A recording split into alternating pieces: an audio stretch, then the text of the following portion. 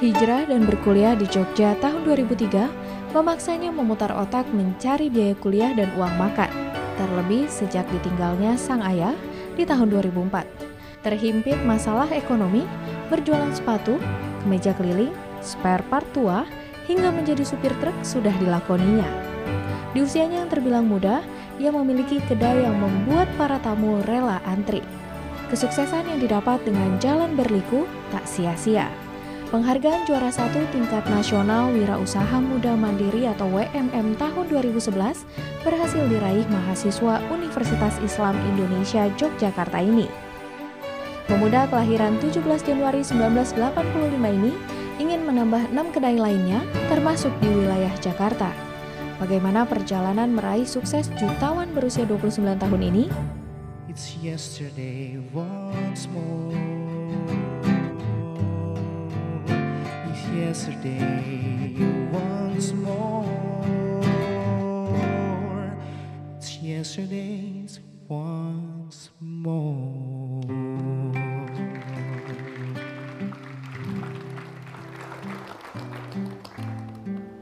Ya, bumi ini dikelola oleh manusia, bukan malaikat. Kalau malaikat yang mengelola nggak ada salahnya, karena malaikat nggak pernah salah, didesain untuk tidak pernah salah. Kalau manusia selalu salah, selalu khilaf. Tapi menariknya, inilah yang membuat Yang Maha Kuasa percaya manusia mesti mengelola bumi, ya, karena khilafnya itu, karena salahnya itu. Karena apa? Nah, bagaimana nanti akhirnya dia comeback, ya, dia meluruskan jalannya, meluruskan niatnya, itu yang akhirnya yang membuat Allah yang Maha Kuasa makin sayang sama manusia. Sekarang bersama saya ada Mas Fauzan. Gimana kabarnya? Alhamdulillah baik Mas Ipo, apa kabar? Ya, itu kan bisnisnya soal susu ya. Betul. Ini kok aneh gitu ya, anak muda itu ngurusin susu gitu loh. Gak menarik, gak bergengsi gitu. Ya, kenapa ngurusin susu, berbisnis susu? Saya itu punya cita-cita, saya pengen jadi seorang petani gitu. Tapi orang Jakarta kan? Orang Jakarta saya. Masa iya orang Jakarta kepikir seperti itu? Iya, saya pengen jadi petani, saya berpikir bagaimana ngolah sumber daya alam Indonesia ini, baik itu peternakan, baik itu pertanian gitu. Dan cita-citanya sederhana, saya pengen jadi seorang petani aja, tinggal di sebuah desa, terus mengolah itu dan membuktikan bahwa kesuksesan anak muda itu bukan hanya sekedar dia kerja di kantoran, dia bekerja merantau ke ibu kota, tetapi ketika dia bisa membangun sebuah desa, dan desa itu berkembang, itulah sebuah kesuksesan dari anak muda Indonesia. Nah ini yang menarik kan, karena dari ibu kota, dari Jakarta justru mau balik nih ke desa, ke kampung gitu ya. Ada ini nggak peristiwa yang membuat men-trigger itu terjadi gitu?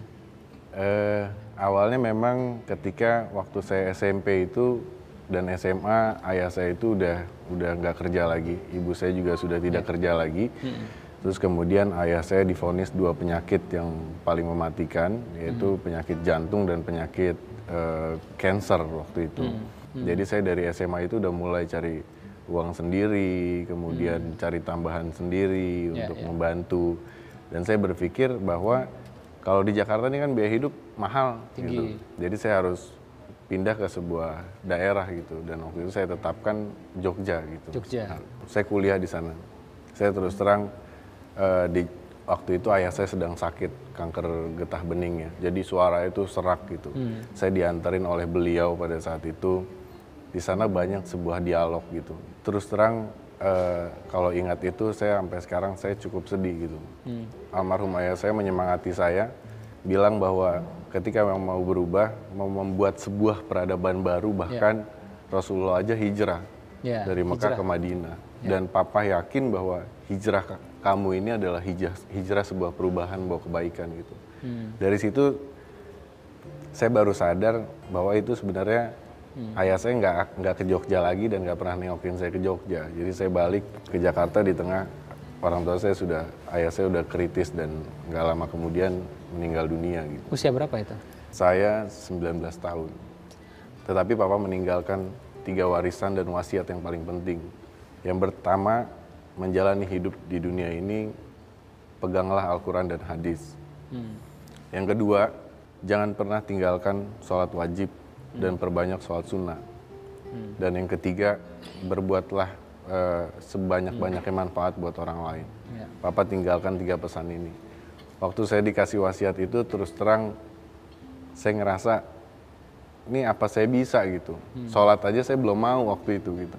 Jadi Jadi waktu itu belum sholat ya? belum sholat Bolong ya, lah gitu ya? Bolong-bolong gitu. Kalau ini aja gitu. Sholat aja belum mau, ini apa saya bisa sholat 5 waktu terus sholat sunnah gitu. Sejak ayah saya meninggal itu saya akan jalanin. Insya Allah saya akan jalanin Pak. Pada saat dipesankan seperti itu. Langsung berjanji komit di hadapan beliau? Komit seperti itu. Seminggu kemudian ayah saya wafat. Ini kan kemudian ke Jogja. Di Jogja ngapain gitu? Saya di Jogja sambil kuliah waktu itu. Jadi saya jualan jilbab dari satu toko ke toko yang lain. Saya ambil dari Tanah Abang, bergo-bergo itu saya dagangin. Oke, ini kan jualan jilbab dan macam-macam itu. Terus apa nih proses menjelang naiknya itu apa ya? Saya menikah kayaknya Mas Ibu. Saya memutuskan menikah di situ baru. Lah ini kan aneh, kuliah aja belum tamat, ya kerjaan belum beres ya, dapat duit juga nggak jelas gitu ya. Malah mau nikah, gimana ceritanya itu coba? Allah itu kan ngasih sesuatu kalau ada kebutuhannya gitu. Saya pikir kalau untuk diri sendiri aja ya asal di Jogja misalnya makan angkringan aja cukup, nasi kucing cukup ya udah selesai gitu. Yeah. Tapi kalau misalnya saya punya istri kan harus mikirin makannya istri, saya punya anak, dia juga punya rezekinya sendiri si anak ini gitu. Jadi saya berpikir Allah pasti ngasih sesuai dengan kebutuhan kita. Jadi supaya dikasih kita buat aja kebutuhannya gitu. Jadi kita buat dibalik logikanya. Dibalik logikanya. Oke, ini otak kanan ini ya. Itu balik yang ke bisnis ya. Gimana cara mulainya dan sekarang udah besar ya. Kita pengen tahu gimana cara membesarkannya bisnis susu itu. Bisnis susu itu sebenarnya saya sendiri juga nggak nyangka juga bisa sebesar ini gitu. Karena saya pengennya cuma sekedar melihara sapi. Sekarang berapa karyawan? Sekarang kita di dalam grup kita ada 800-an karyawan. 800 karyawan. Wah, luar biasa. Gimana cara memulainya bisnis susu itu? Bisnis susu itu dulu saya waktu KKN, kuliah kerja nyata di sebuah kaki Gunung Merapi. Saya ngelihat ini kayaknya hidup di desa ini melihara sapi itu enak gitu. Karena pas bangun tidur kita sholat tahajud, habis sholat tahajud itu mandiin sapi. Ini aktivitinya dari seorang petani susu. Mandiin sapi, setelah mandiin sapi itu kita langsung merah susunya. Setelah kita perah, dapat hasilnya, itu azan subuh biasanya. Jadi azan subuh, kita sholat subuh di masjid, pulang dari masjid itu, kita nganterin susu itu kita jual ke pabrik susu atau ke koperasi susu. Jadi aktivitinya itu sangat nikmat sebenarnya untuk jadi seorang petani sebenarnya. Itu motivasi awalnya? Motivasi awalnya. Terus kemudian saya pelihara lah 1-2 sapi, terus kemudian saudara-saudara ini, oh mau dong ikutan, kita bagi hasil. Akhirnya teman-teman juga join segala macem, akhirnya dapatlah 80 sapi ketika bisnis kita itu lagi sedang menanjak gitu. Naik gitu.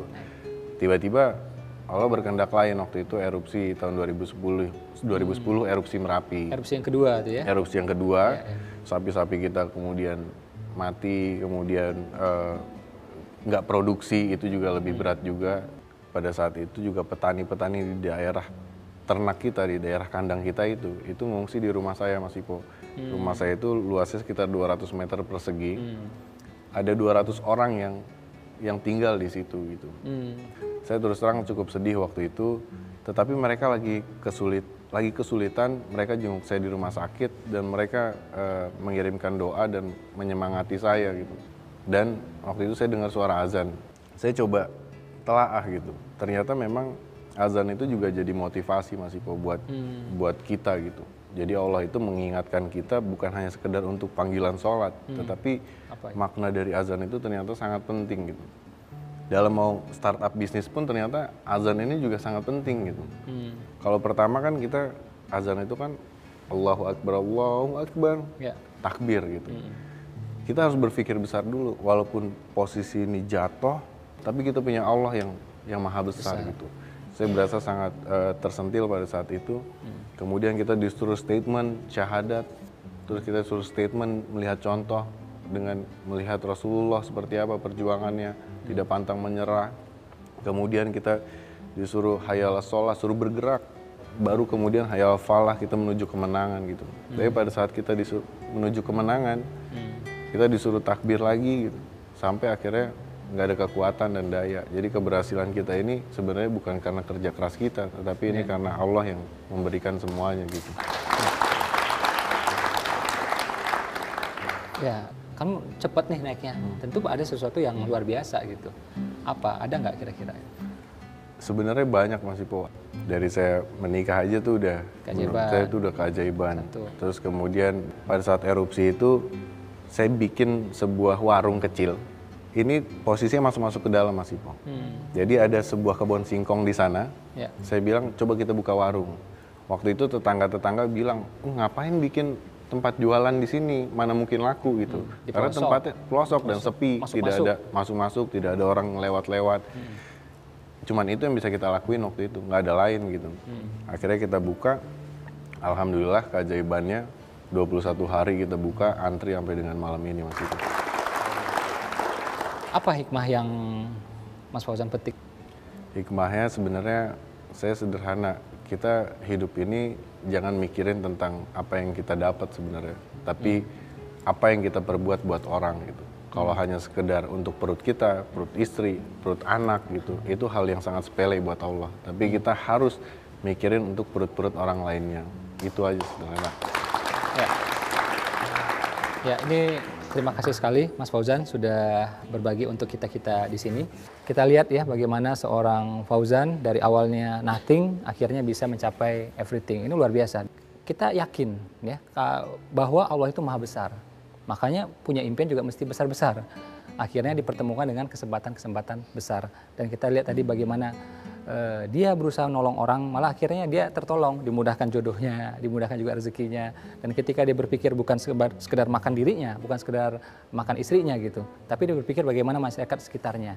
Nah akhirnya melalui pemikiran itu, ya melalui keyakinan itu Allah bantu, ya Allah tolong semuanya. Akhirnya diberi amanah bisnis yang sekarang mempekerjakan lebih dari 800 orang. Selalu ada keajaiban.